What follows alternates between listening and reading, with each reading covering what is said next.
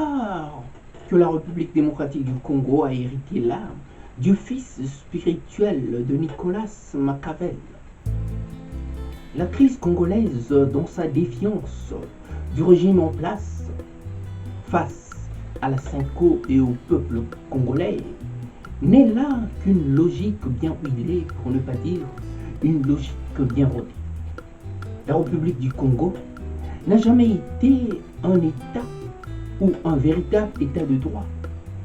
Et la conférence des évêques vient, mais amèrement et simplement, de le découvrir, mais à ses tristes dépens, par ce blocage qui relève de la mauvaise foi de nos autorités. Et cela me donne raison sur toute la ligne de mon opposition à ce régime. Quel dommage, me direz-vous. Mais quel dommage de constater que j'ai toujours une longueur d'avance sur leurs mauvaises intentions non avouées bien sûr, et à venir qui mettent en mal leur réflexion, une véritable remise en cause de leur science infuse. On ne triche pas avec les visionnaires qui sont portés par un élan de patriotisme qui fait tant rêver, et il fait là rêver plus grand. Ce régime n'a jamais été porteur d'un projet de société au profit du peuple congolais, si ce n'est que de l'avoir endormi par un effet mirage, sans toutefois se douter que le temps finit toujours par révéler mais l'envers du décor.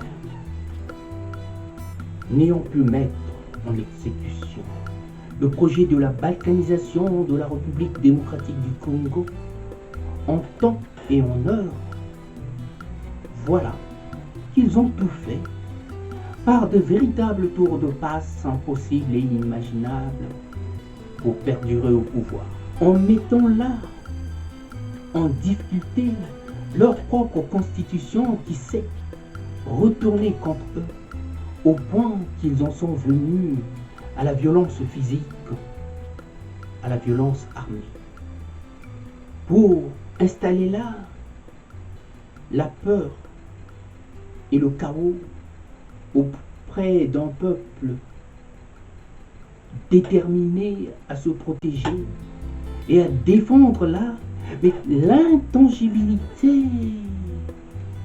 du territoire et de sauvegarder son histoire. La préoccupation des évêques sur ce blocage de mettre en place ou de mettre en exécution l'accord du Saint-Sylvestre sur la nomination du Premier ministre n'est là que légitime. Voilà là des vilains gars qui essaient de nous faire passer pour des idiots, pour de ceux qui ne comprennent rien à ce qui se passe. Et alors, soyez-en sûrs, nous sommes bien au fait. Et les foyers des tensions qui soudainement se sont multipliés dans la République démocratique du Congo montrent là, mais à quel point, oui, à quel point l'homme congolais manque la suite dans les idées. Pour ne pas voir ce qui se passe. Et ce manque de suite logique dans les idées le fait passer là pour un naïf. Il attend simplement d'être mis devant un fait accompli pour réaliser là la nocivité des intentions de l'autre, qui n'a jamais été là et a toujours brillé par son silence, là où tout le monde l'attend. Ceci est un signe qui ne trompe pas. La République démocratique du Congo vous savez, prise en otage par la mauvaise foi de ceux qui nous dirigent. Et voilà que, par un micmac intrigant, digne des grandes productions hollywoodiennes, ils sont parvenus là au pouvoir par un coup d'État, mais si bien maquillé. Ils ne sont pas venus au pouvoir pour construire la République démocratique du Congo, mais pour la détruire et faire là tout voler en éclats. Ils sont là pour nous faire disparaître. Oui, pour faire disparaître la République démocratique du Congo de la carte d'Afrique et des manuels d'histoire et surtout de la conférence des nations. Voilà un régime qui ne cesse depuis d'être pris la main dans le sac et ne sachant plus que faire, dépassé là par les événements, il est devenu complètement fou et incontrôlable, puisqu'il n'a plus rien à perdre. Alors autant mieux aller jusqu'au boutiste. Voilà qu'il tue à tour de bras, sans la moindre retenue pour s'aimer là. La terreur, le chaos, les désordres auprès des populations, tout en espérant là avoir gain de cause. Pas par reddition, mais plus par la résignation, mais de tout un peuple. Comme si la colonisation n'était pas passée par là. J'espère que la communauté internationale ne va pas y tomber dans le panneau de celui-ci, ou carrément faire le jeu de nos tortionnaires qui nous tuent à tour de bras, selon là leur bon vouloir. La République démocratique du Congo doit sortir des griffes de ces prédateurs sans foi ni loi, des gens qui n'ont jamais apporté assistance à un peuple en danger.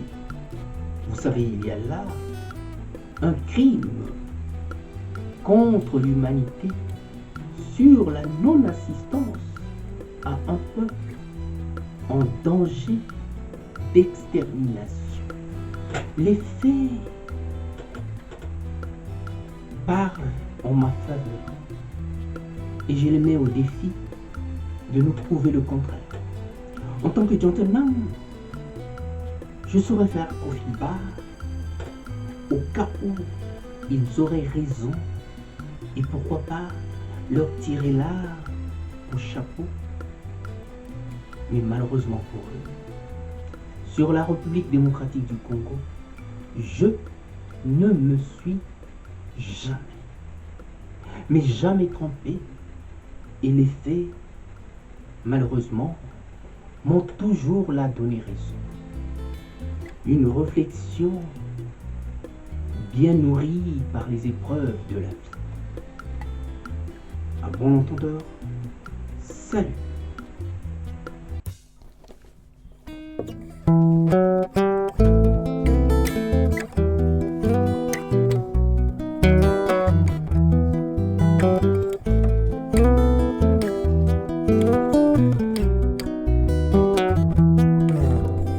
Un jour, tu t'en iras comme une voix qu'emporte le vent, comme une voix qu'emporte le vent, au-delà des mers.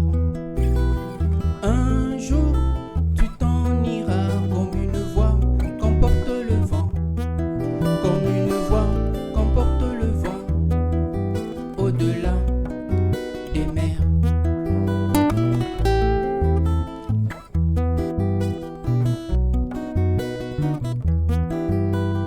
Une voix, sans foi, une loi. Sans toi, mais une foi, sans loi, pour une fois, sans toi, mais une foi, qui cherche sa voie par la croix, mais une foi, sans loi, pour une fois, sans toi, mais une foi, qui cherche à savoir. Plus de droit, de roi, ni de mots, de bourgeois, que des mélopées d'amour pour assouvir ma passion, telle est ma plus belle hymne d'amour.